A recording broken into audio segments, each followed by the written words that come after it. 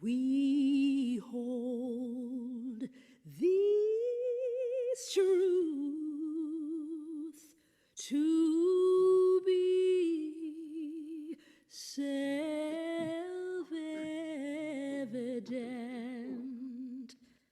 that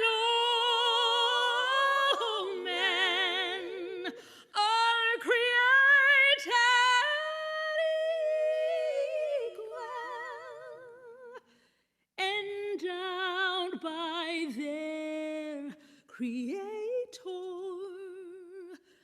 with certain inalienable rights, that among these are life and liberty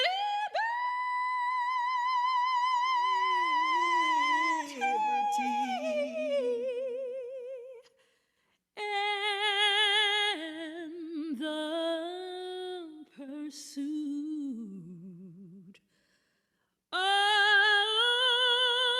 happiness.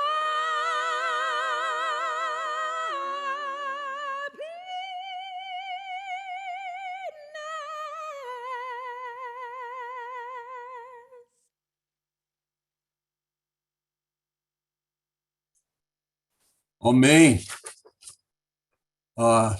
Stirring rendition composed by Walter Robinson down in Montgomery, Alabama. Thank you, Walter. It's a great pleasure to welcome back our old friends from our past two sessions, and anyone new who's coming on for the first time. It's great to have you. Diversity United is in our very embryonic stages, and we are working hard each month to keep refining our programs. I would like to give a shout out really quick to several people who are working hard in the background: Stephanie Nieves and James Blaney from Mildred Crump's office, and Jeff Havison from our Hava Shalom. So that the piece that you just saw played was due to their efforts, and it was really nice to begin with. It's nice to welcome back Rabbi Fune, who him and I go back over a decade to our first Martin Luther King community-wide celebration. And he's given up himself for the entirety of this year to participate in this, what we feel is a really important, interesting program. The idea is to learn and use what we learn to engage in ways that we deem proper and fair, to try to do our part in bringing around a more just society for everyone. It's with a little bit of a heavy heart that I have to mention that our fearless leader, President Mildred Crump, still cannot be with us this month. Mildred fractured her hip just before our previous session last month. The good news is she's recuperating, and we are cautiously optimistic that she will actually be able to be with us live next week. I'm sorry, next month. At which point I'm proud to announce that Larry Ham, who's the longtime chairman of the People's Organization for Progress in Newark, and you talk about somebody who spent their life in the trenches for his people. He will be leading our session next week. Next month, and it'll be on the heels of watching the Untold Story of Emmett Till, which is a riveting, moving film by itself. And it'll be a perfect segue into Mr. Ham's discussion with us. It is now my great pleasure to welcome Ryan Haygood, who many of you probably already know. Ryan is the current president and CEO of the New Jersey Institute for Social Justice, and a nationally respected civil rights lawyer. And interestingly, he leads a majority women of color team at the New Jersey Institute, which advocates and does cutting edge work powered by grassroots organizing, research, writing, policy, and legislative advocacy, as well as litigation. And their end goal is to build a reparative system that creates wealth, justice, and power for Black, Latina, and Latino, and other people of color in New Jersey. And he's making it happen on the ground for us here in Newark and the state of New Jersey. Under Ryan's leadership, the Institute's advocacy has led to some historical racial justice successes in New Jersey, including the historic restoration of the vote to 83,000 people who were on probation and parole, and up to that point denied voting rights, and the end of prison-based gerrymandering for state legislative redistricting. There's much more we could say about Mr. Haygood and his background, but I think that would be a great jumping off point. It's my great privilege and honor to welcome Ryan Haygood of the New Jersey Institute of Social Justice. Mr. Haygood. Awesome. Thank you, Eric, for this gracious opportunity to join you and Rabbi and Jeffrey. And thank you, I think you said it was to Mother Crump's team for standing in for her. We do continue to pray for her speedy and complete recovery. I have a bunch of honors, one of which is that I live on the same street as Miss Crump. We've been neighbors for almost 15 years. So looking forward to seeing her out and about again in the right timing. So I really do, I just want to thank you all for the chance to join you tonight. I wanted to say a few words. Eric asked me to say a bit about our work, sort of how we're seeing this particular moment, and then probably most importantly, what we are as people of faith, as people of conscience, people of works, what we are to do in this moment. So I prepared some slides, which I love to share with you. If you have any questions, reactions, thoughts, please feel free to drop a note in the chat. I would be happy to engage there as well. I put together a few links for you to explore further related to this presentation I will now share, which I've been thinking a lot about this moment. That's sort of what I do as a civil rights attorney. I've been practicing now for 20 years, and it's really been humbling to be able to reflect on 20 years doing this work. And part of this presentation here is really inspired by those 20 years. So I was thinking about tonight and sort of framing it as meeting the moment. Diversity United meeting, May 20th, 2021.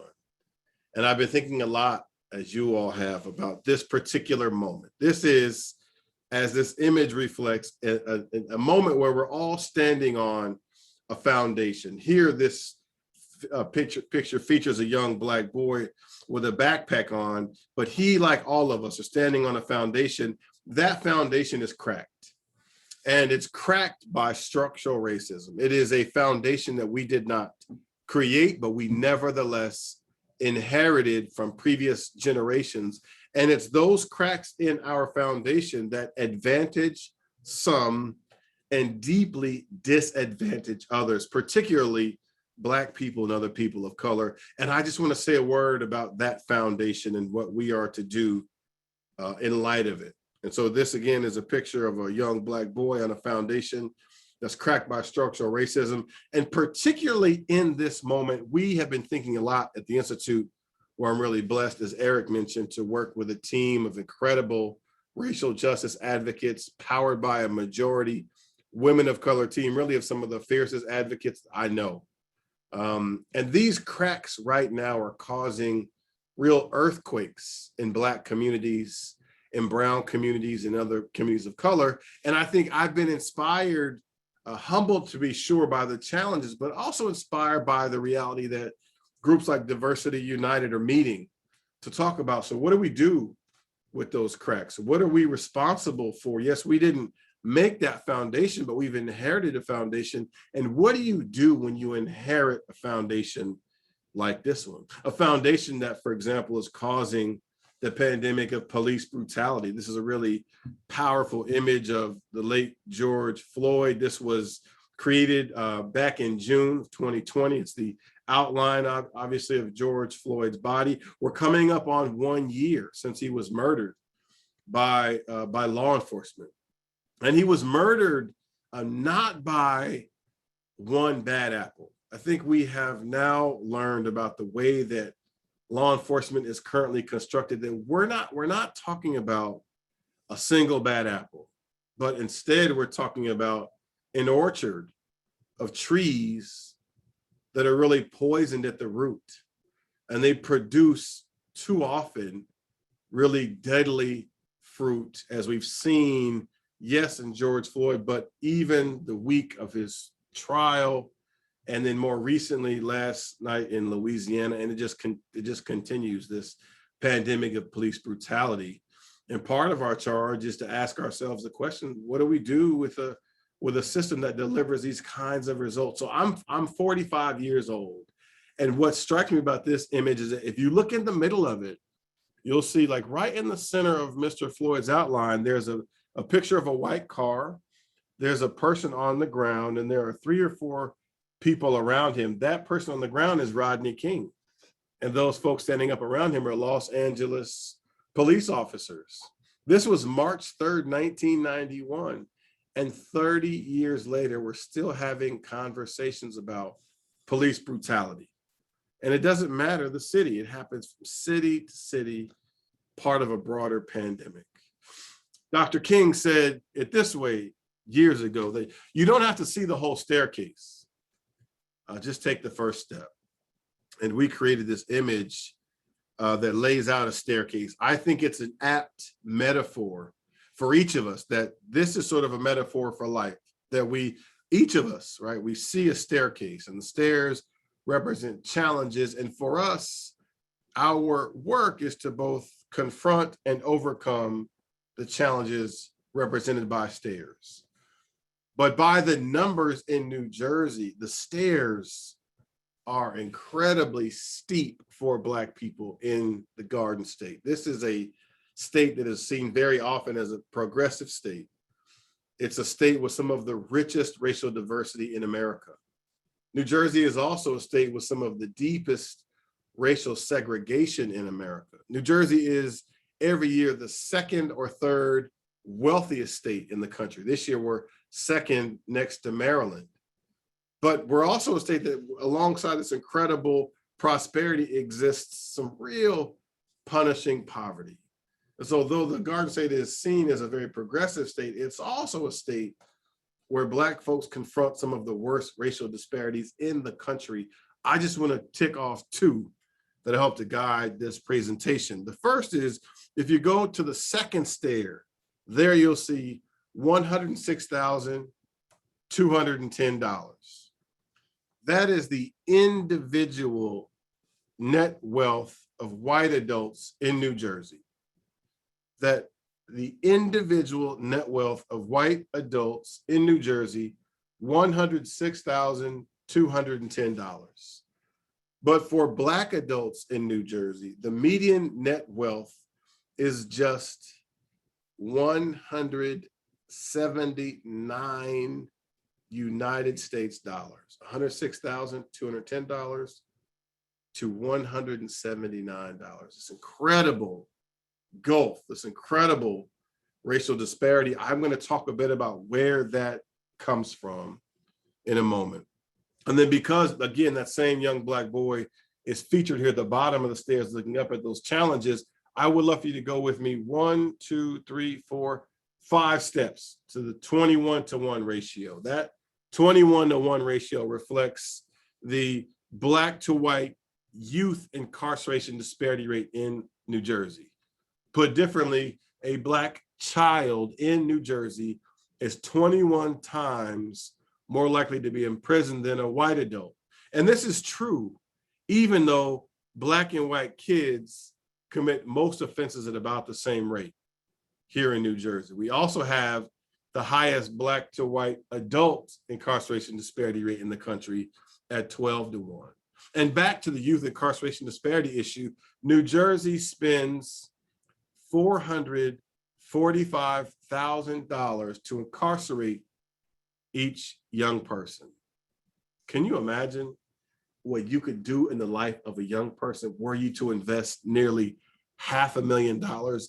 And to be very clear, that investment is made in incarcerating Black and brown kids, because as a practice in New Jersey, by the numbers, we don't incarcerate white kids. In fact, in the whole state of New Jersey, a state of more than 9 million people, there are 8 white kids in prison. 8. Less than 10, right? 8 white kids in prison. Now, to be clear, I am not advocating for the deeper incarceration of white kids, but what I am urging is that the same compassion we marshal for white kids, which leads to such low numbers of incarceration for white kids, we ought to make that available to Black and brown kids. But because we don't in New Jersey, we have these very staggering, shameful racial wealth gap and youth incarceration disparity rates. And the next slide on the subject of young people, I want to say a quick word about my wife, Charity Haygood. You'll find her here holding a computer in her left hand and her right fist is raised. And you'll see that she has the letter A on her shirt. That is for Avon Avenue School, where she's been the principal for more than 10 years. Ironically, the New Jersey Institute for Social Justice, where I am blessed to work, was founded by Alan Lowenstein, a legendary attorney in New Jersey who went on to found the Lowenstein Law Firm, the biggest law firm in New Jersey. He also founded our organization more than 20 years ago. Alan Lowenstein, as a young person, was a student at Avon Avenue School, where my wife, many years later, is now the principal. And in this photo, you see her, she's surrounded by some other folks. That's her team at Avon Avenue School. And this is in early part of the pandemic in March of 2020. And you'll see that there are a number of boxes on the floor. Those are computers. And so this was in the beginning of the pandemic when Superintendent Roger Leone, exercising some really courageous leadership, encouraged all the principals to get their students the computers they had in their building as quickly as possible to assist with online learning. Charity and her team got each family a computer, and that was great because it meant that every family that had a student at Avon Avenue School had a computer. The challenge, though, was that for those families that had more than one scholar, it was difficult to share a computer to learn online, right? Every kid would need his or her own device to really meaningfully learn at home, remotely, and online. And so there's a gentleman named Michael Rowe who hosts a show called Returning the Favor, who heard that Charity and her team were delivering computers to their students. He also learned that they didn't have enough computers to get one computer to each student. And so in an incredible act of generosity, Michael Rowe donated $25,000 to Charity and her team. And with that $25,000, they were able to buy 125 computers, which you see on the floor there. And Charity and her team quickly delivered each of those computers to each student who didn't have one, so that every kid at Avon Avenue School now had access to online learning, to remote learning. Incredible, incredible generosity.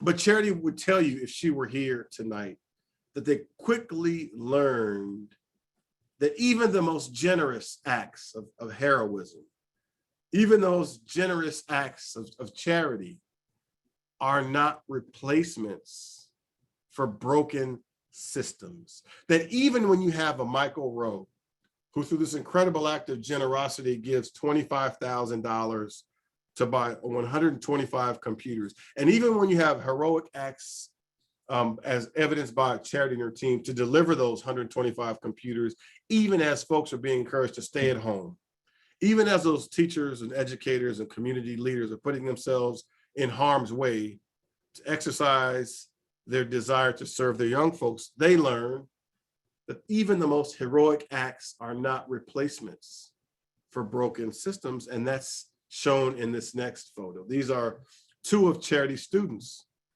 who received those computers. And Charity, if she were here, she would tell you there are a lot of things you could see. One of the things you cannot see is that when these two boys got the computers, it turned out that they actually couldn't use them, right? Because why? Because they didn't have, as you all know, they didn't have access to the internet.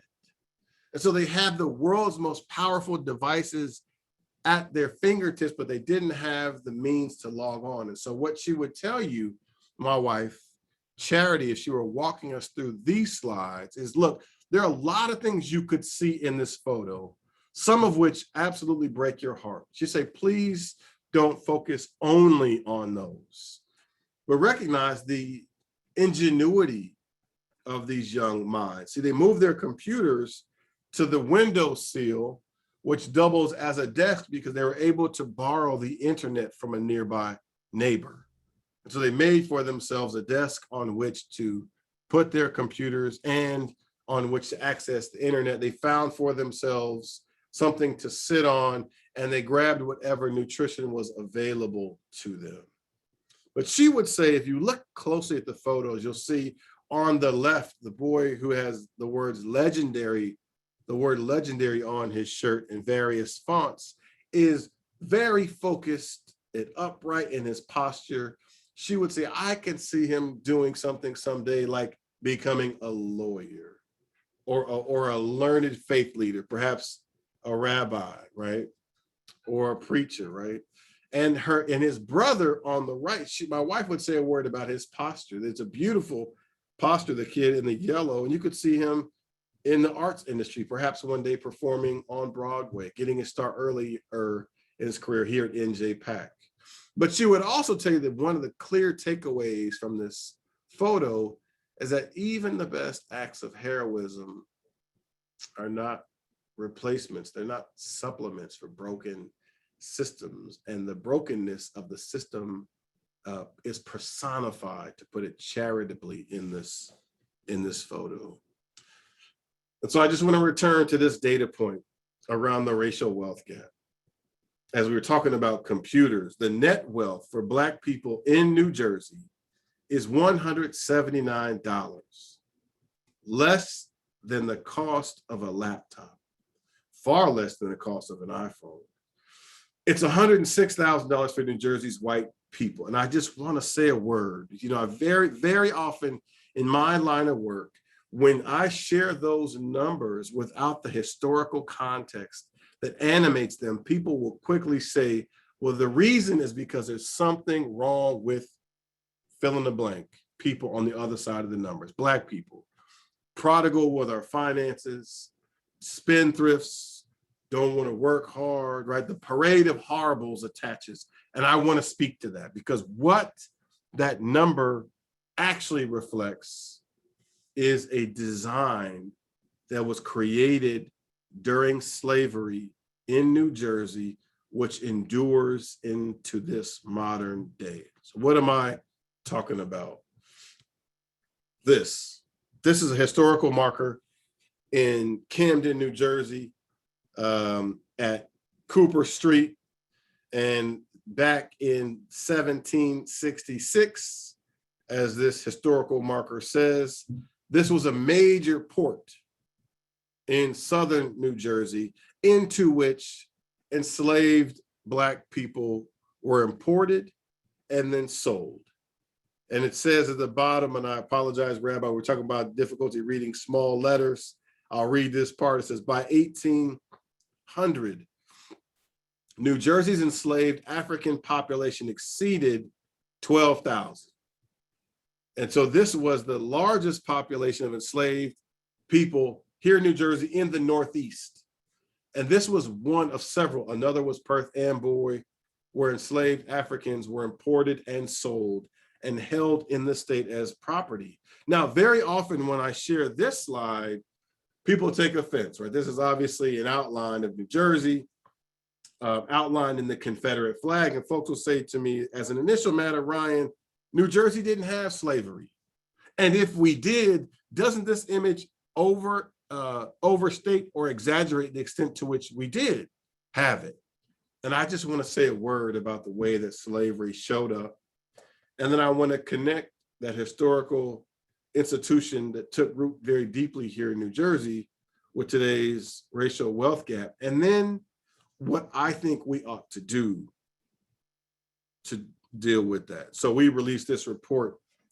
My colleague, Andrea McChristian, who serves as our law and policy director, and the head of our economic justice group, Laura Sullivan, and a team of other lawyers did original research and writing and crafted this report, which has as its premise that from our founding as a colony, New Jersey created a racially exclusive system for distributing property. And that exclusive system that was created has led to the stark racial wealth gap that we see in the Garden State today. Just a couple quick data points to make this point. The first is this, that New Jersey provided each English white settling family with 150 acres of land. So this is what each English settling white family got when they came to the colony of New Jersey, 150 acres of land. But it also provided an additional 60 acres for each enslaved Black person who worked on that land. So New Jersey incentivizes coming to the colony, helps white English settlers begin to build wealth, right? The primary driver to this day of wealth is home ownership. New Jersey as a colony incentivizes that, and then it gives an additional 60 acres of land for each enslaved Black person who worked on that land, such that by the 1800s, more than 2/3 of all enslaved Black people in the North were held captive right here in New Jersey. And after we became the last Northern state to formally end slavery, New Jersey developed its own form of sharecropping. Slavery ends, as happened in the American South, apropos of the previous slide outlining New Jersey and the Confederate flag. New Jersey creates its own form of sharecropping. Here we called it cottaging, synonymous with sharecropping, that enslaved Africans escape slavery only to be caught in the grasp of cottaging or sharecropping. And so there's a direct line, as the history tells us, from the enslavement of Black people in New Jersey, then to sharecropping or cottaging, then to the emergence of restrictive covenants, then to the denial of home ownership opportunities through the GI Bill for Black World War II veterans, then to Jim Crow segregation. We still have, as I shared, some of the fiercest segregation by race and income and geography here in New Jersey. Then to redlining. I live in Newark, right? Beautiful city. Eric Synagogue here in Newark, beautiful city, incredible history. It's also a city where just 20% of the people who live here own their homes. Put differently, 80% of the people who live in the city of Newark are renters. And if the primary driver of wealth is home ownership, how does a city where 80% of those who rent, how do they acquire wealth when so few people actually own their homes? And as an additional layer, when we do own homes, they're not valued as much as they are in other neighborhoods. Millburn is a good example. That the average value of a home in Newark is about $250,000. 8 miles away in Millburn, average value of a home, $1.1 million, right? Incredible disparity, even in what homes are valued, what their worth is valued. Then from redlining to exclusionary zoning policies, then the predatory lending practices, those events, that direct line of policy, of design, led to today's racial wealth gap. I just want to say a few words about what I think we are to do. I was really inspired, as I know you all were, when we saw President Biden's inauguration. This really talented young poet laureate, Amanda Gorman, said this, really offering both an observation and a challenge. She said, while we have our eyes on the future, history has its eyes on us. That while we have our eyes on the future, what is to come, history has its eyes on us. And I've been thinking a lot about what that means and what both history and the future compel us to do in this particular moment. Dr. King talked a lot about the end, particularly the end of his life. And he talked often about this idea that the end is reconciliation, that the end is redemption, and that the end is the creation of the beloved community. And I think if we are to make the coronavirus pandemic moment, the George Floyd and broader police brutality pandemic, the structural racism pandemic, the diversity united moment, if we're to make this moment different from other moments, I think we have to do things we haven't yet been willing to do and have conversations we haven't yet been willing to have, and to make ourselves uncomfortable in ways we haven't yet been able to do it. And I will say to you, at the Institute for Social Justice, we've been doing that. We started this in November of 2019 when we brought Nicole Hannah-Jones, creator of the 1619 Project, to an event that we co-hosted with our partners at Salvation and Social Justice, at Prudential, at Rutgers Newark, at NJPAC, to host a conversation with Nicole Hannah-Jones about her genius, her 1619 Project, that groundbreaking work, which talks about America as one of the dates that can be marked as its founding as 1619, when 20 or so Africans arrived on the shores of Jamestown, Virginia, and what those last now 401 years have meant for this country. So hosted this event with her as a sold out event, really thoughtful people talking about sort of that effort nationally, but also what it means for us here in New Jersey, given our racial wealth gap. And she received an incredible reception. She offered this quote while there. She said, "We were once told by virtue of our bondage that we could never be American, but it was by virtue of our bondage that we became the most American of all," she said to a sold out crowd.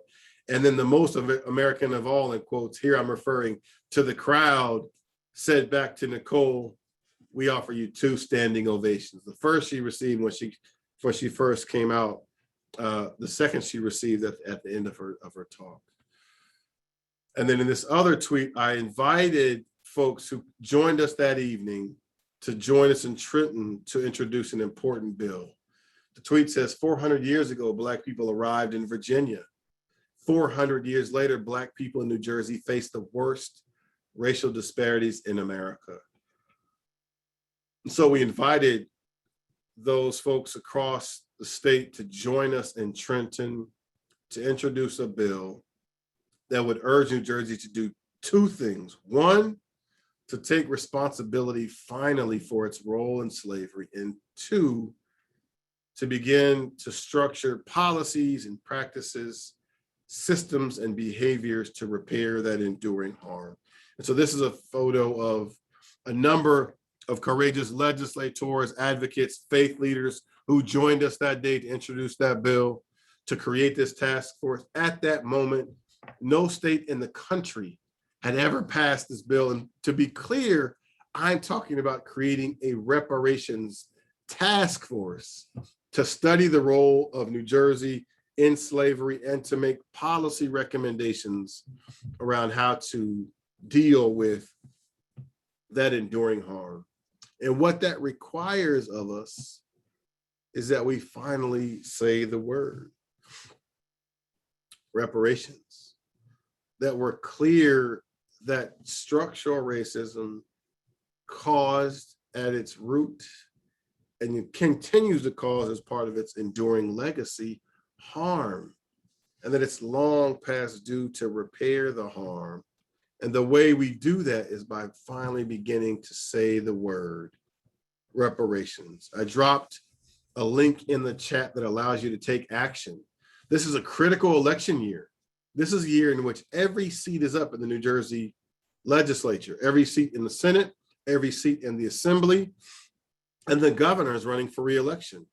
And we've had a number of conversations about this legislation, which every Black elected official in the New Jersey legislature supports, everyone. But I will say to you that as a function of the way that race works and the way that racism works, that if every Black person in New Jersey, and as they do, every Black elected official in New Jersey supported this legislation, it wouldn't be enough. It wouldn't be enough without the support of non-Black allies, those who stand with us to urge the legislature to move this bill. We've had a number of conversations with the Speaker of the Assembly, Craig Coughlin. Craig Coughlin said to me and a group of other folks, I'll create this task force tomorrow. But why do you have to call it a reparations task force? Why can't you call it a Black Lives Matter task force? Or why can't you call it a racial wealth gap task force or a racial justice task force? Why does the word reparations have to be in it? And I said back to Speaker Coughlin, who, by the way, in Speaker Coughlin's district, you'll find Perth Amboy. And as I shared earlier, Perth Amboy was a major port for importing enslaved Africans. The irony that in his own district, one of the major ports in the Northeast into which enslaved Africans entered was in his port, and he's resisting the creation of a reparations task force to have an official conversation. I said to Craig Coughlin, Speaker Craig Coughlin, listen, the concession that we have made is that we're asking for a task force to finally have a conversation about the word and to repair the enduring harm. So we, at a minimum, have to be clear about what the purpose of the task force is. And so we encourage folks to say the word, reparations. There's a piece of federal legislation I'm sure that many of you have heard of. It was introduced by the late John Conyers more than 30 years ago that seeks to do a very similar version of what we're seeking to do in New Jersey. And 2 weeks ago, a House panel advanced that bill to study reparations for descendants of enslaved Americans. It is finally getting some movement at the federal level, but to be frank, we haven't seen the same movement here in New Jersey. And we will when we begin to get support from allies, particularly non-Black allies. Just a few more slides I want to share on the subject, and then I'll pause and look forward to the conversation. And so you can go to the chat, or you can go to 400yearsnj.org. This takes you to a tool called Phone to Action. Phone to Action will allow you, if you enter just a couple of pieces of information about you, it'll help you identify your state legislator. And the reason this matters is because this 400yearsnj.org tool allows you to urge your elected official to support the New Jersey Reparations Task Force. And then it also allows you to urge Governor Murphy to sign the bill when it comes to his desk. We have learned over time and more recently that the greatest movements for justice, for equality, for freedom, for racial justice occur when we organize ourselves from the ground up in our community to hold our elected officials accountable. Very often, even those elected officials who sound in change, who talk about change, talk about the values that we hold dear, are themselves keepers of the status quo, unless their constituents, people of conscience like us, hold them accountable and make them do the thing they say is already in their heart, which is why 400yearsnj.org is an important tool. During Black History Month, we hosted a press conference led by the champions, the elected officials who championed the legislation, and by a group of faith leaders, a diverse group of faith leaders who also urged the legislature to take action. Bishop Chip Stokes, who's the 12th bishop of the Episcopal Diocese of New Jersey, said this during that press conference: After more than 400 years of hideous wrongs, it's time to face and repair the enduring harm of slavery. And Bishop Stokes has led an effort in his own diocese to create a reparations task force to study his diocese historical role in slavery and to make recommendations on how to impact that enduring harm. Rabbi David Weisberg of Temple B'nai Abraham in Livingston said, we have to repair what was done. As Americans who were here for generations or new, this responsibility falls upon all of us. I urge us all to support the New Jersey Reparations Task Force bill.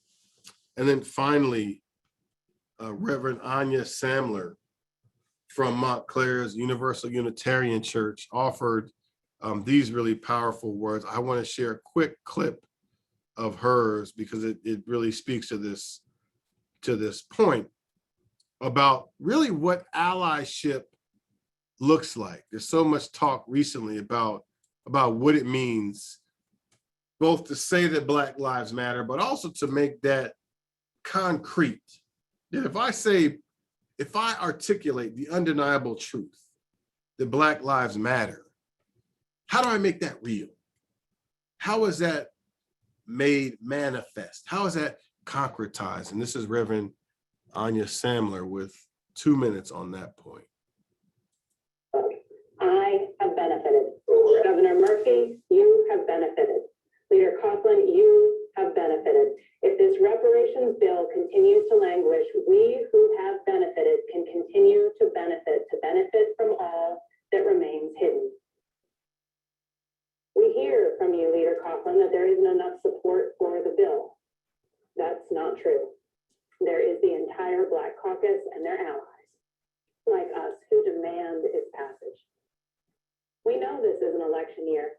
And yes, every time I take a stand for something that is moral or just rather than political or expedient, every time I do that in my congregation, I test the limits of my privilege.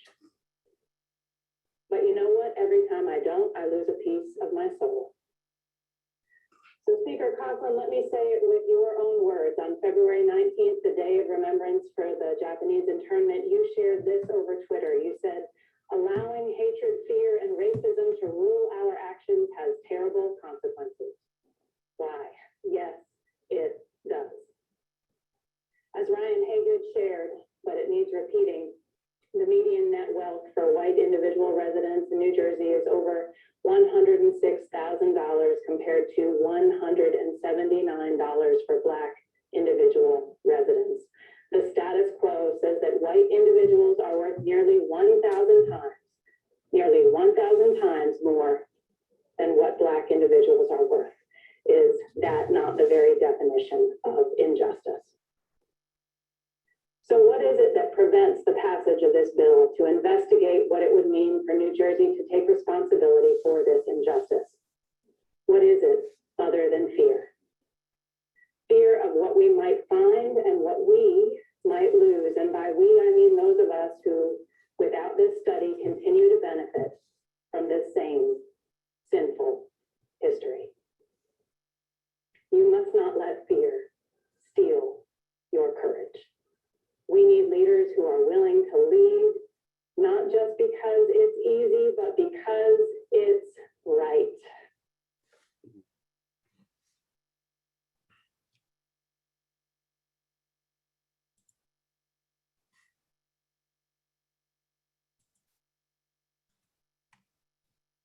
And so I wanted to invite you all, in my last slide, this is the first year that New Jersey is recognizing Juneteenth as a holiday. It's exciting.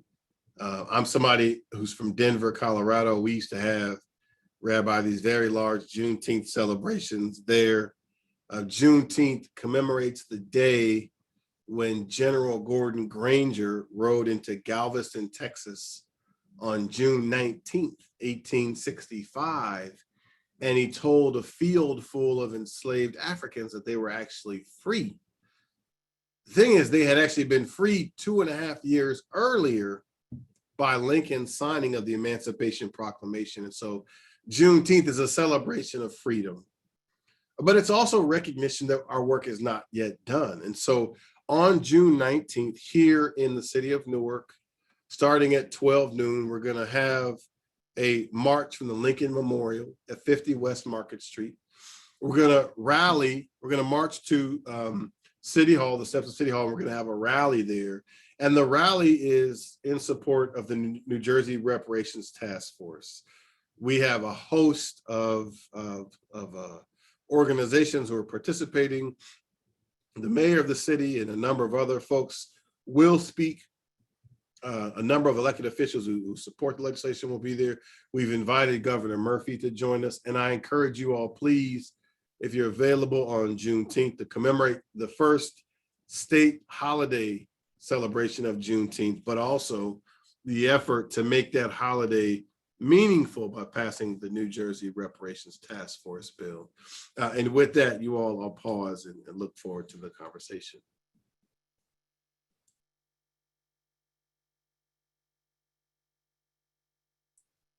Thank you so much, Ryan. A lot to digest, and it was interesting having grown up in Morris County.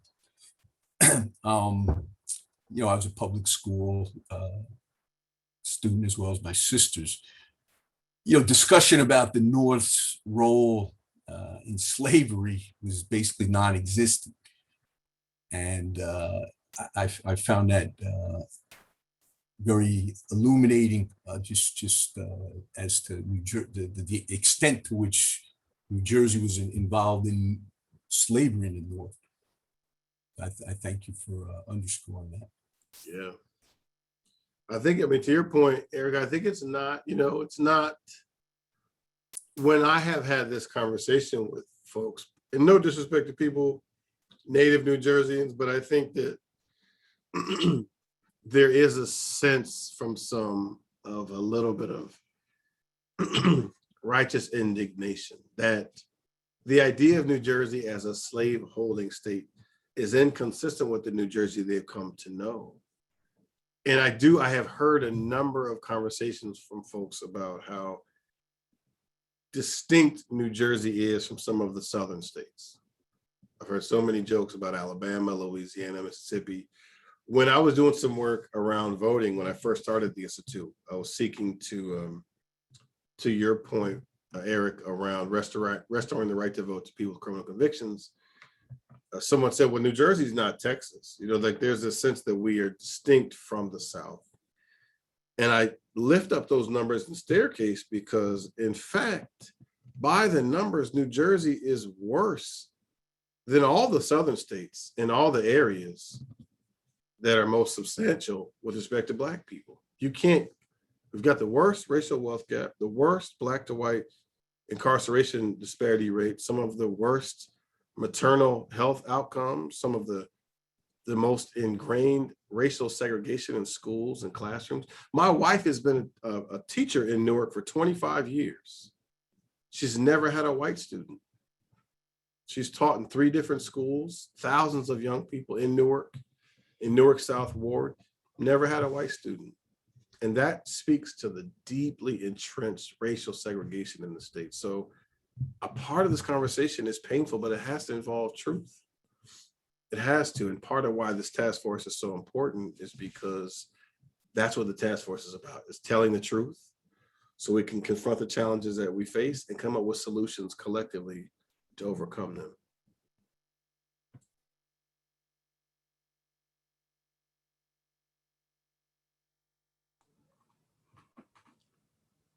Ryan, I would just like to, number one, thank you for your presentation and for broadening my perspective and understanding of slavery in the North, in a state like New Jersey. And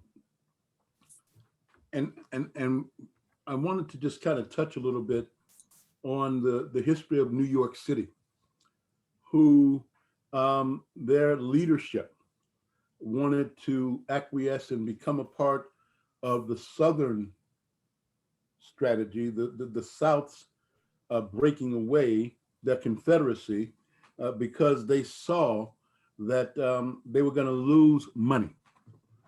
It was about economics. And so this is really extremely insightful. And I deeply, deeply appreciate your presentation. Speaking of reparations, I do want to draw your attention to the book of Numbers. In the Hebrew, it's called Bamidbar, in the wilderness. Numbers, the 5th chapter and the 5th verse states, "And the Lord spoke unto Moses, saying, Speak unto the children of Israel, when a man or woman shall commit any sin that men commit, to commit a trespass against the Lord, and that soul be guilty, then they shall confess their sin, which they have done, and he shall make restitution for his guilt in full, and add unto it the 5th part thereof, and give it unto him in respect of whom he hath been guilty. But if the man have no kinsman whom restitution may be made for the guilt, the restitution for guilt which he made shall be the Lord's, even the priest's, besides the ram of atonement, whereby atonement shall be made for him." If we want to make atonement in our society, number one, we have to admit the guilt.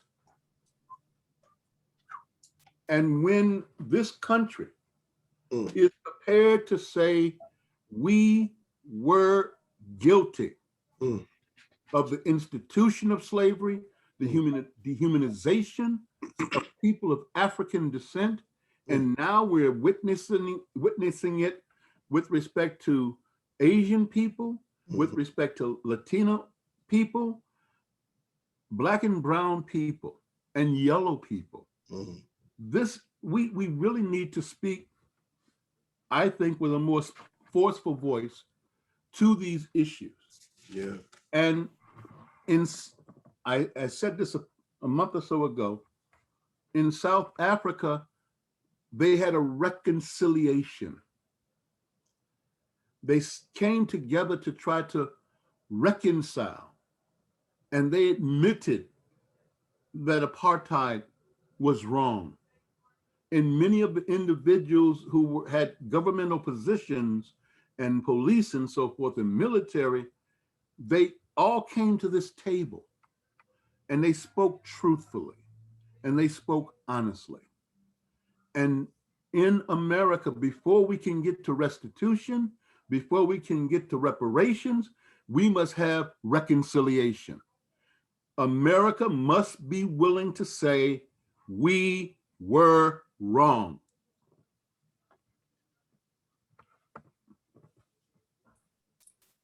Stephanie and Jeffrey, are there questions in the chat that wanted to be addressed? Okay. One of the members of the community that's participating with us asks, does the Institute's work extend to improvement in the state mental health system, which all too often overlaps with the criminal justice system? It's a great question. Thanks for it. And Rabbi, thanks for the reference to the Numbers verse. I was reading along as you were reading it. So we have, particularly around policing, a body of work that was really born of the recognition that sort of grows in this question that we don't make deep enough investments in mental health. and we dispatch police officers to respond very often to situations involving mental health. And those situations very often go badly. We've seen this happen. There was a gentleman named Maurice Gordon who a year ago, a few days before George Floyd was killed in Minnesota, was killed by a state trooper in New Jersey on the Parkway. And he was showing some signs of some mental health challenges. And so we had been pushing, as part of reimagining public safety, for the recognition that police officers ought to be dispatched when necessary. So very often if there's a violent situation, to dispatch police officers, but that we can dispatch a whole host of other folks, mental health professionals, social workers, to respond to those situations to which they're better equipped to respond. And that investment would make our communities safer. And so part of that is a reinvestment strategy of dollars away from policing, as we've done it historically, and into those kinds of community-based resources, community-based supports that would support a mental health approach to public safety. So that's, I lift that up as part of our work in policing. Last thing I'll say on that point, to that great question, is the majority of young people in our youth prisons are dual system involved. So that before they were in prison, they were either in foster care or had some other mental health challenges. And we know that. Like, you think the person who asked that question may be an educator, right? And if you ask educators, you know, they could tell you with precision which of their kids, if there aren't some interventions, will have some real challenges. So I think the question really contemplates a broader rethinking of what public safety requires, what it means to build a healthy community, and what kinds of investments we need to make to do that. And look, the challenge that we have in New Jersey is not one of resources. You know, we don't suffer from a lack of resources. We, again, are one of the wealthiest states in the country. The question is, what kinds of investments do we make? And are we good stewards of the resources we have? And very often, as the staircase shows, we have not been. So we have a comment. It's not possible to talk about social justice without talking about environmental justice. How would you respond to that and work that you're doing? Is there an intersection? Absolutely. I think it's a fair question. You know, I would say, you know, the subject of race is so complex that you have to have a number of experts in various fields. You know, our areas of focus are around economic justice, criminal justice reform, and democracy and justice. Economic justice is not a part of our body of work, not because we don't think it's important, but because we don't have that expertise in-house. So I think it's certainly part of a broader picture, to be sure. And we've partnered with folks who specialize in economic justice, but that's not part of our docket here at the Institute.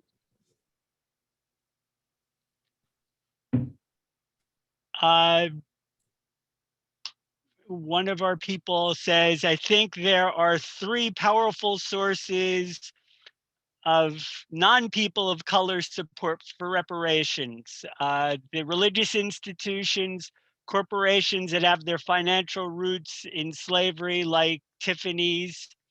The white poor is a source of solidarity as an economic ally, as the work that Bishop Barber is doing with the Poor People's Campaign.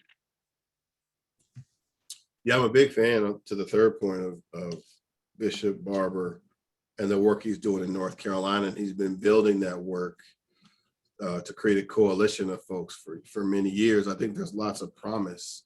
You know, the question for us in New Jersey, I want to focus it here because I think, you know, and really wherever folks are, I think very often the tendency is to, when we're having conversations like these, I really like to make it personal to us, right? So there's a lot of things that people could do, to be sure. We could reach out to corporations. We could identify white Christians.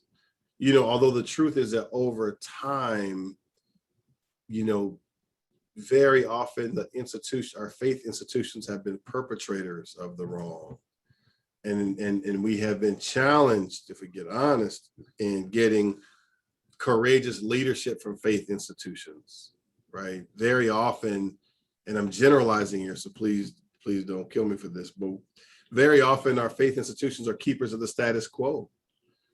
And what we need from our faith leaders is really to lead more with the prophetic voice. So what I think that requires, as I understand my relationship with God, is to push myself. So making this conversation we're having here very personal. What will I do in response to it? And how will I use the platform that I've been given to move this conversation around whatever the issue is? Here, the topic tonight is reparations. You'll hear from Chairman Larry Ham, who's one of the co-sponsors of the Reparations March and Rally we're having on Juneteenth. What will we do in response to what we hear? What will Diversity United do concretely? You know, there's been a lot of learning in the last year in particular, and I commend this group for coming together to engage in these really difficult conversations. But I would love to know, and Eric and I talked a bit about this before, but concretely, after the listening and the learning and the engaging, what will we do to push ourselves uncomfortable positions? Because I promise you, that staircase, the numbers are directed at a particular group of people, and it's uncomfortable to be on the other side of those numbers. Corporations have largely been unwilling until very recently to engage in sort of systems change policy work. And it's only happened more recently because people of conscience, of goodwill, have been holding them accountable to do so, right? And so I think that is really, really our charge, to do that, to make this challenge personal to us, and then to collectively use our voices to make something concrete emerge from the listening and the learning. I'll say this to you, in the last year, just to be totally candid, I've been on probably more than 100 Zooms. And I'm often grieved that at the end of the Zoom, the takeaway is we need to continue the conversation. Yeah. And what I'd love to see emerge is, people, we could talk for a long time, but what are we going to do? Like, concretely, what is the do? And in particular, what is the do that takes us to an uncomfortable place? Like, what's the do that has, and I'm going to speak to our non-Black allies, what is the do that takes us to a place where we expend a little bit of capital standing to make the Black Lives Matter phrase real? Last thing I'll say really quickly, so I make this, my mom is, my biological mom is white. So I'm half white. I don't often get the benefit of being half white, but I am. I'm 50% white, you know, and I in jest, I have been pulled over by police officers in very tense moments. I try to create some levity by saying, by the way, I'm half white. And I'm being honest, it's never gone well. But when Donald Trump won, my mom called me that night. She doesn't mind me sharing the story because I've got permission. She was beside herself with grief and disbelief. And she's like, oh my gosh, Ryan, how could this happen? And then she goes on to say, we got to get every Black and brown person we know to show up in 4 years. And I said, but Mom, 53% of white women and 60% of white men voted for Donald Trump. The problem wasn't that Black and brown people didn't vote in a way that would advantage the community, the country. It was white people. And that's a conversation, Mom, that I can't, you as a white person can go to places that are not available to me. And that's work for white people to do. So in this moment, I'm saying to white people that if you consider yourself an ally of Black people, brown people, that allyship has to make you uncomfortable, and you got to do things that make you uncomfortable concretely. Reparations is one of those things, which is why I love the word and the push for it. I'll shut up there. So I have it's more regarding some guidance. So Ryan, you touched on it, I think, as well as you can. What are we going to do? We tried to when Mildred and I first sat down and started talking about this, it was about having an end game. Whatever knowledge we learn, that we come together and try to use that to create a platform, whatever that might be. So we're still, we're very early in the embryonic stages of Diversity United, morphing into what it will. I have a question to our audience, though. Instead of us waiting to hear what we should do by people who spend their lives in this, are there ideas people may have as to what we could do as a group? And if so, we had Diversity United's email, diversityunited@yahoo.com. Please send us your thoughts, because in the end, it is, I can't embrace what Ryan's said more. It's about us, it's not a show, we're caring people and we're willing to have a conversation about someone else's plight. It's about standing up and figuring out how to get them out of that plight. So I'd be interested to hear from our Diversity United members, people out there who want to stay with this. Ryan, I have a question that might help that way, though. So reparations is a somewhat of an ambiguous term, and I get why people feel like reparations should be included in the verbiage. But what's the discussion around, most people that I know think of reparations as money, writing a check to somebody. The Jewish people have somewhat of a unique perspective on this, in that we did receive reparations from Germany after the Holocaust, but no two situations are alike, and not as much time went by. What are some of the concrete ways that you and other leaders in the community have discussed about when reparations finally do come to fruition, how will they be utilized? Great question, Eric. So, I think that's why you need a task force, right? It's such a complicated and thorny conversation that implicates history, sociology, economics, health, environment, right? All of those things are implicated. And so the way I envision it is that the state of New Jersey creates a task force of leading experts in a number of different disciplines. And we look at how those racial disparities I shared in the stairs, those are created by design. And so I avoid reducing the conversation to a check, because if you can write a check. This is happening in some cities. It happened in Evanston, Illinois. But the check writing is actually too easy. The heavier lift is, how do you design policies to fill the cracks of structural racism that are in our foundation?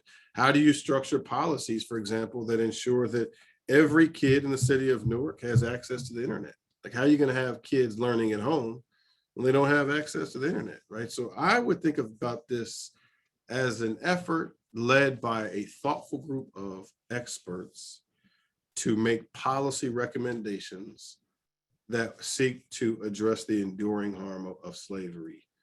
And that could take a number of different forms, but the task force, really, its primary charge would be to take on that issue. And the way the legislation is written, it would take 2 years. The task force would be assembled. They would meet for a year. They would craft a preliminary report. They would conduct 6 listening sessions across New Jersey to hear from folks about how their work is shaping up. And at the end of those 2 years, they would produce a report that would outline the role of slavery in New Jersey. And then they would make policy recommendations around how you build a system to address the enduring harm. And they'd also make recommendations around the kinds of investments. So, what kinds of investments would you need to make in community colleges or trades or trade schools or workforce training? or infrastructure. I mean, it's a, I'm hesitant to take that on because I think we can't know right now. And part of the reason we can't know right now is because, we're still struggling to get the word reparations out, right? And so I think part of the task force's charge would be to take that on head on.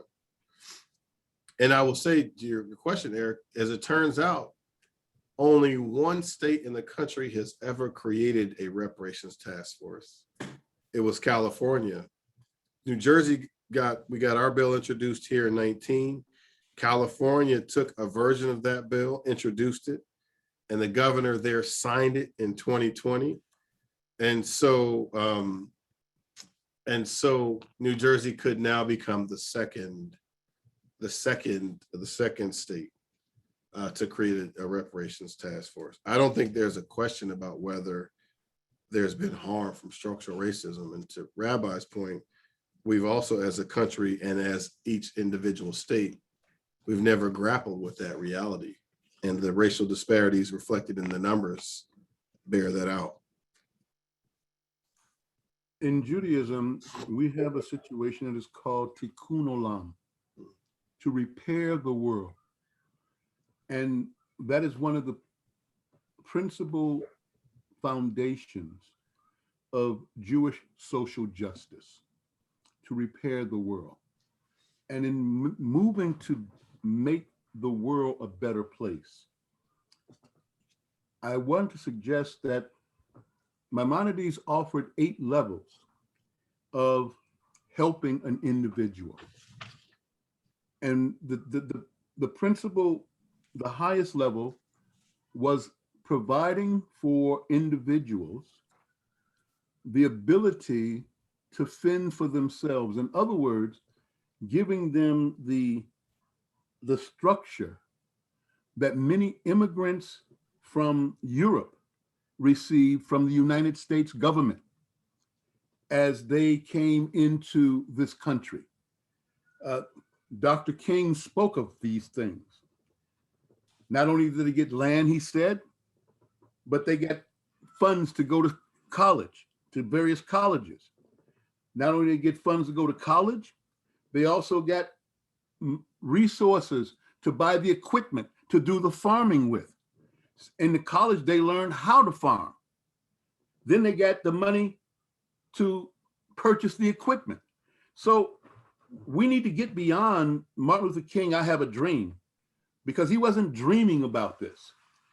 He was speaking about the social ills that particularly African Americans being placed in a position where they were a full 50 yards to 100 yards behind their white counterparts. And they were told to lift yourself up by your bootstrap, but they never owned boots to do any lifting of themselves with. The government has assisted. You talked about redlining. I can tell you so many instances of redlining throughout the state of Illinois, the city of Chicago, when white flight happened in the 60s and 70s here. Redlining was a deep part of banks and other financial institutions not lending money to Black folks, period, in any zip code. We had a situation here where people were dying back in 1995, depending on the zip code that they lived in. And the zip code that they lived in, we had over 900 people that lost their lives in the summer of 1995 because there were no resources, there were no cooling centers, there was no money for investment in getting small air conditioners for these individuals. So those are the issues that have to really be addressed. And lastly, I want to say, the state of Illinois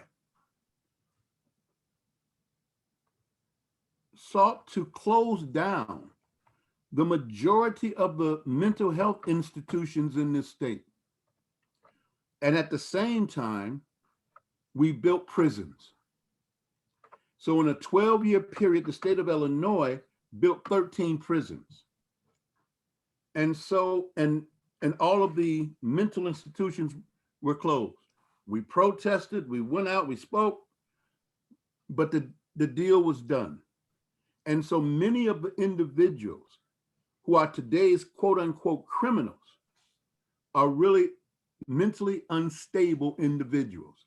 The majority of the prison population in the state of Illinois, let's say a third, I won't say the majority, are individuals with mental health issues.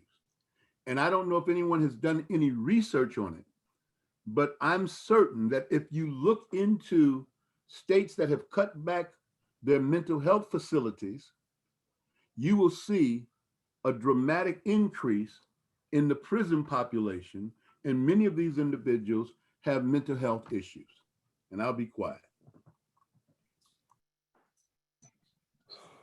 On behalf of Council President Crum, I want to thank everybody, but in particular tonight, Ryan, your presentation was just awesome, excellent. As always, I'm going to tell a little secret on you right now. You don't live on the same street as my boss.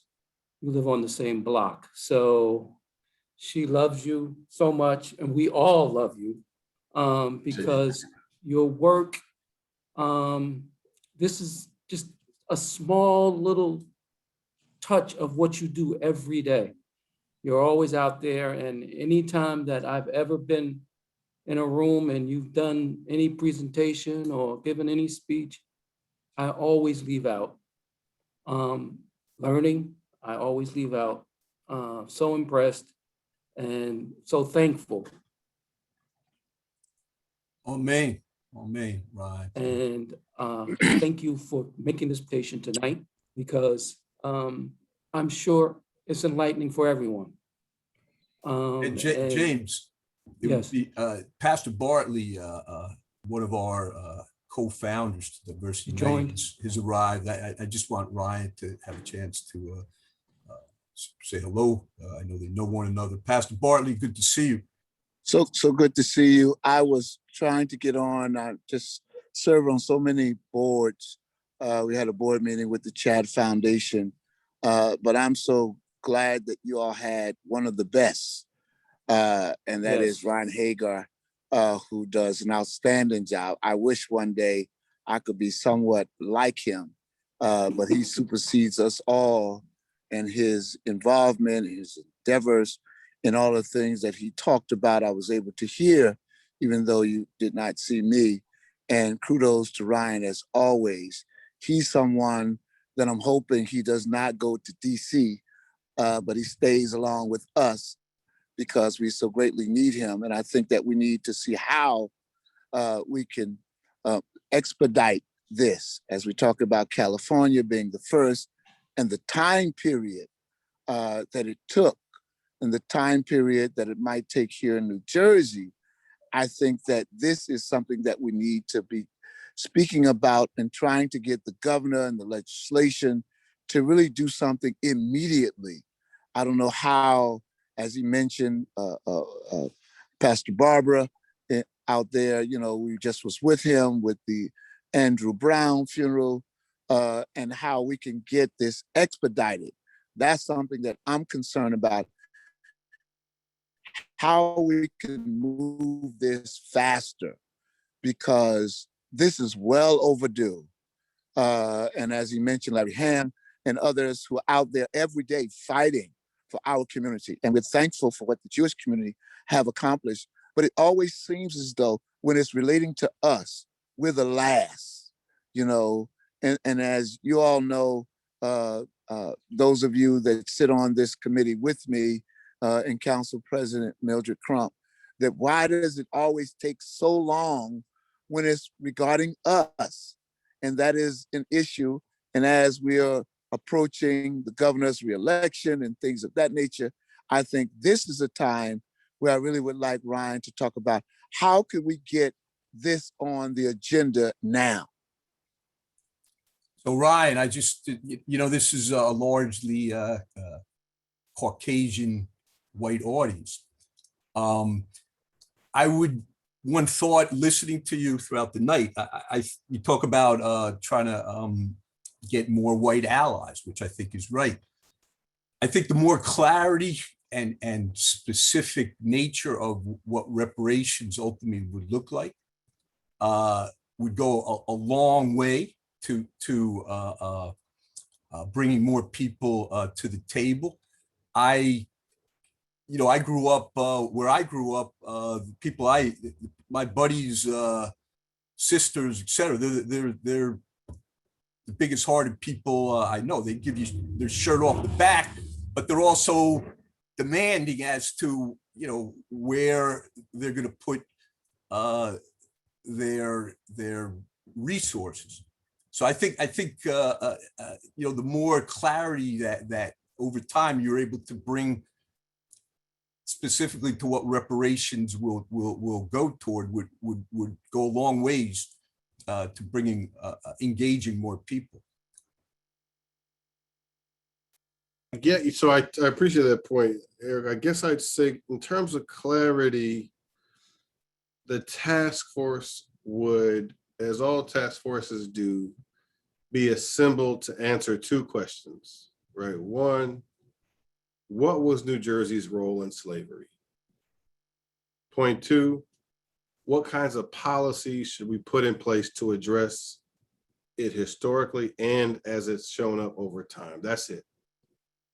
I don't think that more conversations would illuminate what the task force would do, because the task force would have to assemble and it'd have to come up with the charge of how to get there. So to Pastor Bartley's point, and James, thank you so much for those words earlier. I really, as you know, you and I have always had a bromance, and I appreciate you.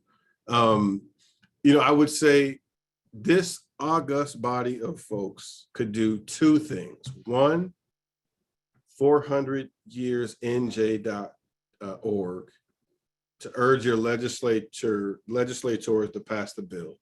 But to Pastor Bartley's point, here's a similar ask. The Governor Murphy, has it within his executive authority to create the task force. So it could happen in two ways. The legislature could make it, or the governor could make it.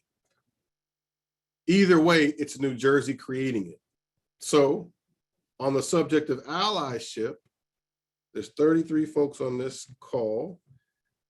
It would be amazing if the concrete takeaway from Ryan Haygood's time with Diversity United from 7 to 8:30 on May 20th is that this group is committing to reaching out to Governor Murphy by letter and saying, we would like you through an executive order to create the New Jersey Reparations Task Force.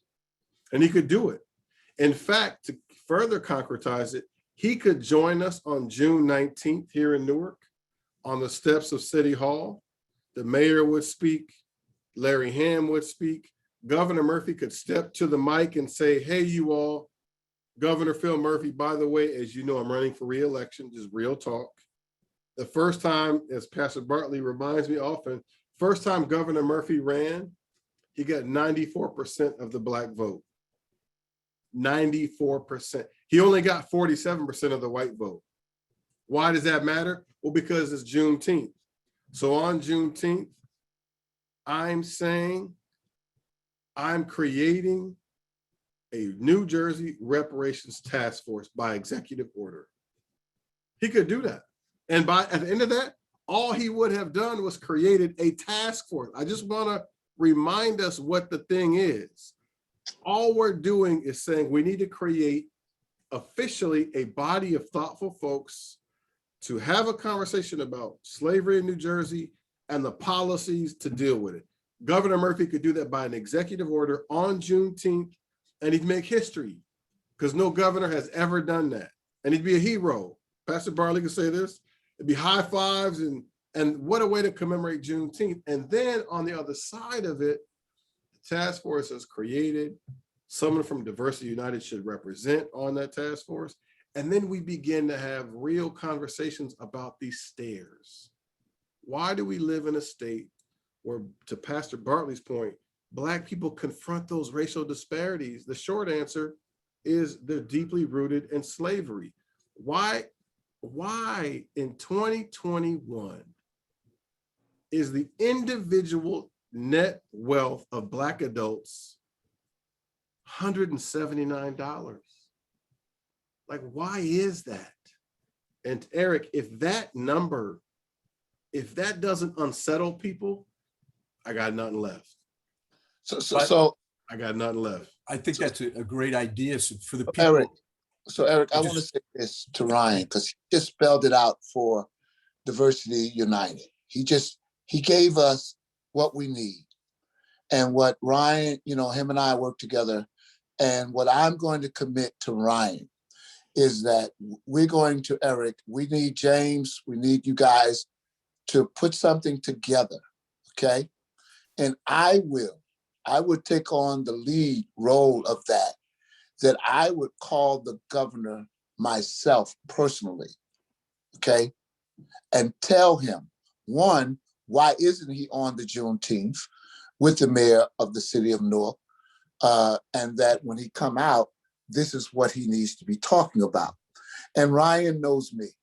He knows I'm a straight shooter. And I believe that with this Diversity United, this committee that we put together, Rabbi, this is what we need. And Ryan just gave us what we need to present this.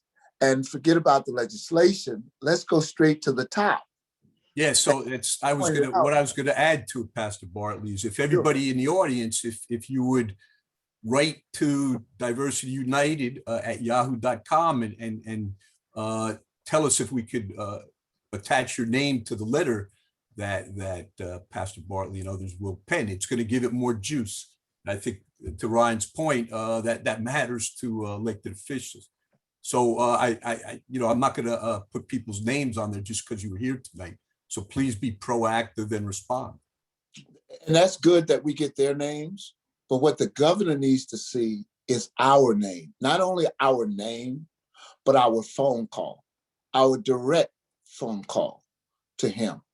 And as Ryan know me, I have direct contact with the governor. I did not know that. That's why, Ryan is who he is. That's why Ryan is out there doing what he does. He does an excellent job. And for us now to hear those marching orders from one of our leaders, one of our major leaders in the state of New Jersey, it is now up to us to respond and reach out to the governor personally and say, here's what we need you to do, because 94% of the African-American community, now they're even going to increase with the Jewish community that we now partner with some of the white community that say we're all on the same page. You need to do this and you need to come out Juneteenth and make this announcement so that we can put together a task force. I sit on several task forces that the governor has put together. He nominated me to be on these task force, juvenile task force and others, and Ryan know this, that we need to hear from Ryan.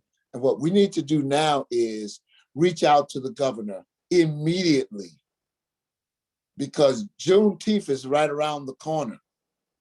And I don't know if this on his schedule, but his scheduling department need to make sure that this is on his schedule so that he's out there with Raz, mayor of Newark, and the other mayors that are going to be there, so that he making this announcement if he's looking to get our support moving forward in his next reelection. I just want to, this has been such a rich conversation. I so appreciate Pastor Bartley's point, but I just want to lift up, how, this is really to Rabbi's point earlier, but how race, how the reality of race, and really like how painful it is to experience it in the way that Black people do, right? So to Pastor Bartley's point, Black people supported Governor Murphy at a rate of 94%. That's like near unanimous support. If it was up to white voters in New Jersey, the majority of whom voted for his opponent, Governor Murphy would not be the governor, right? This is real. And this is not personal to Murphy, because as Pastor Bradley would tell you, we work very closely and successfully with him on a bunch of issues, but 94% is near unanimous support for Murphy from Black people. At the end of his first term, there's a request for him to come to a Juneteenth rally and to create a task force. There's no other community that would give that much of their support for any candidate, and in exchange for it, at the end of the first term, have to fight to get a task force, right? I mean, that's like Pastor Bartley pointed, usually when elected officials don't want to do something, they create a task force. That's the best way to kick the can. It's fourth and long. What do? Task force, right? Just real talk. If you don't want to do something, the thing you do is, I got an idea, I'm gonna create it. But here, because the word reparations, to your point, Eric, is such a big topic, and because we've never really had a conversation, the task force is actually the best way to get at the issue. But it should be something that the governor should be on board with. And I think with Diversity United urging him to do it, it would be attractive. And again, it would be a historic first. It's in the history of this country, no governor has ever created one, and that's significant. And in a moment of racial reckoning, here we are. The question is, on the other side of this moment, how will we emerge? And I think New Jersey could lead the country in answering that question. Here's how. We created a New Jersey Reparations Task Force. We're going to lean into this moment, and we're going to think about, with our best minds, how to address it. Yeah, a gentle reminder to the governor that no governor has ever done that before would probably be a good part to our letter, whoever ends up penning it. Pastor Bartley. Eric, I don't want no letter. I'm not, you know, that's all we've been doing is writing letters. Call the governor. I am going to call the governor. Okay. I mean, go ahead. Rabbi, we could write a letter. Great. Call the governor. That's what we're going to do. Because, New Jersey is always talking about, we're the first to do this. Ryan, again, I'm telling you, Ryan spelled it out for us. We're always talking about, this and that, write a letter, petitions and things of that nature. No, call the governor. And again, Rabbi Frune, I will take the leadership on that. I will call the governor, okay, and share with him what he needs to do, period. Now, and pardon me, y'all know, Ryan, I'm sorry, Ryan is hearing us as we talk, but you all know, sometimes I say to people, if you're scared, get a dog, a big dog. I'm not scared. This is something that should have been happened. And so this governor needs to know that this ought to be his priority. This is something that he needs to put on his agenda, like he puts everything else on the agenda. This is something moving into Juneteenth, as Ryan, he gave us everything we needed. He didn't, he gave us tonight, even though I wasn't, I got on late, but when I got on, I listened to him, and that's Ryan. He gave us everything we needed, task force, this and that. He's right. When we talk about the former governors, whether it is, and I hate to even mention his name, but Corzine and Jim McGreevey that you all know I work with. No other governor, Chrissy Todd Whitman, no other governor has ever done this. And here, when we've got the numbers to make him do what he should have already done, as Ryan pointed out, the first term. But now here we are, barking upon the second term of his reelection.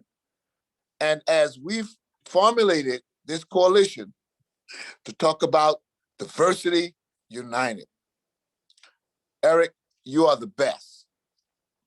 and City Council President Mildred James, you tell her she's the best. Rabbi Frunet, you know I love you. And I'm telling you, Ryan spelled it out for us tonight. Now, what are we going to do with it? It's on us. Okay, let's do the letter later. But what we need to do is call him. Great. I think you should take the lead, and we'll follow your lead. I just think we can do a multi-pronged approach. But the support that we get from all you out there is meaningful. I think everyone's saying that. Whatever way, shape, or form we use that. So that's a good starting point. Anyway, Ryan, you might have other responsibilities at this point in the evening, I would imagine. Yeah, I apologize, Eric. So I have to get my car out of the parking garage before they close it in there. Yeah, that might be That's a problem. So listen, again, thank you for I could do this all night, and I thank you all for your work, for convening these conversations. They're so courageous, and please let me know how I can be helpful going forward. And Ryan, I just want to let you know that what you need to do is do what Reverend Bartley just did. So I just, with my driver, I just had my truck detailed where I have all of the equipment now, where if the police pull me over, my siren goes off. It goes directly to Pat Callahan, and it goes directly to the governor. So when they pull me over, either they're escorting me or they have a problem. So if your car is in any parking garage, they better leave it alone. Ryan, you're the best, man. I appreciate y'all. Thanks again. Yeah. Thank you, Ryan. Very good. Thanks, Ryan. Thank you so much. Good. So good luck.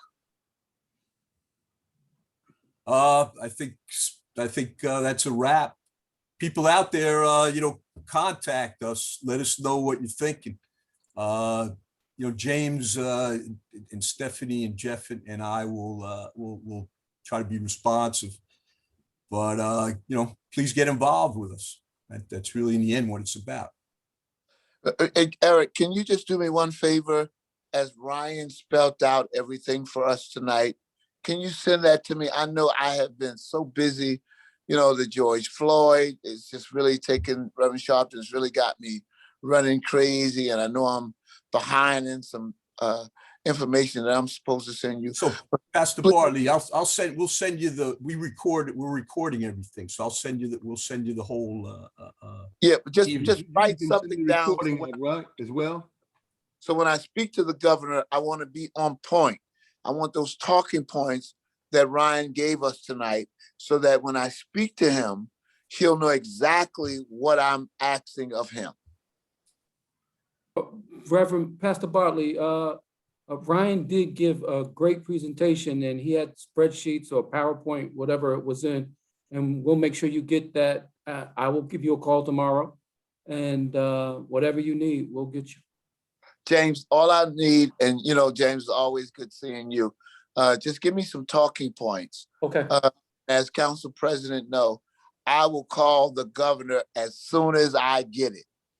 And Gotcha. I will let you know how important it is for him to be at the Juneteenth and what announcement he needs to come out with. Okay. And you know me, James, I'll do it. So Pastor Bartley, you can set aside, you have 15, 20 minutes tomorrow you can set aside? James, I'm sorry, Eric. Tomorrow is Friday, and I'm good all day until 8:30. I'm good all day until 8:30. And if you want to call me during that time, but please, I have a date with my wife, and I do not want to disturb any calls, so. We already interrupted Rabbi Funet's 47th anniversary. What's one more? Wow, happy. And Rabbi, happy anniversary, Rabbi Funet, for you and your wife. Again, Rabbi, you are so instrumental to this organization that we've come together with. And I just wish you, your wife, many, many more. You and I probably need to talk. I'm going on 21. I'm not at 40. And I'm trying to keep the bags for being left from the house. So you and I need to talk. We'll talk, Pastor. We'll definitely talk. All I can tell you is, I hope you're buying flowers weekly, and I hope you're getting the flowers that she loves. And that date night is an excellent idea. Thank you. And don't let anything interfere with your date night. Thank you. Try sunflowers, Pat. I'm gonna get those. It's an inside scoop. So I think it's probably a good time to call it an evening. I just want to remind everybody, I'm already excited about next month in June. Larry Ham will be addressing us. Many of you probably know Mr. Ham already, but for those of you who don't, you're in for incredibly invigorating conversation. So I look forward to that. Eric, Ryan was soft. Larry Ham is gonna go right at it. We look forward to it. What's the date of the next that we're doing? It's June 15th, I believe. Third Thursday. June 15th. That's the third. Okay. And James, you please do a favor. I'm sure I'm speaking on behalf of the Diversity United. Can you please tell Council President that we love her, we're praying for her, and as Eric know, I am biased. I am Mildred Crump. I am a Mildred Crump. I am a Mildred Crump. I am a Mildred Crump. Yes, you are. Just let her know that we love her, James. Absolutely. Stephanie has done an outstanding job with you and filling in, and we love her, James. And I know you guys love her, and just want her to know that we love her, we miss her, and we can't wait for her to get back and lead us and guide us as she has done so many times before. I will make sure she gets that message. Thank I you. want to thank everybody for being here, and I want to thank also Stephanie and Jeff for the technical and everything they did tonight. Stephanie, great job. Jeff, great job. Thank you, everybody. Appreciate you all. God bless. Be blessed. All right, good night. Happy anniversary, Rabbi. Thank you so very much. Deeply appreciated. And to you too now. Don't forget the flowers. I got you. I got you. Thank you, Eric. Yes, sir. Good night. All right, good night now. Be well. Take care. Mhm. James, are you still there? James.